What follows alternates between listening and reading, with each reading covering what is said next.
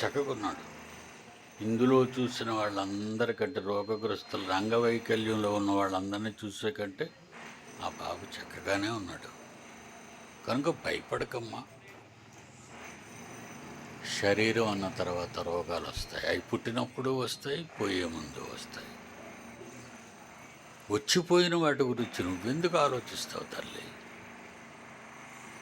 ఆయన ఇచ్చాడంటే ఆయన ఇష్టం. అది మీ కుటుంబంలో ఏదో చెయ్యాలనుకుంటున్నాడు అని ఎదురు చూడాలే తప్ప బాధపడకూడదు. కనుక చివరిగా ఈ వాక్యం చూడండి. ఈ 58వ అధ్యాయంలో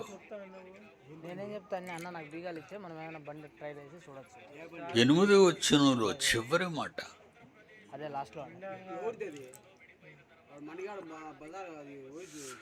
58వ అధ్యాయం 8వ వచనంలోని యెషయా గ్రంథం చివరి మాట, ఇదిగో కదా, ఇదియే కదా నాకిష్టమైన ఉపవాసం. ఏమిట ఉపవాసం? 6వ వచనం, దుర్మార్గులు కట్టిన కట్లను విప్పుట. ఎంతోమంది మంచివాళ్ళు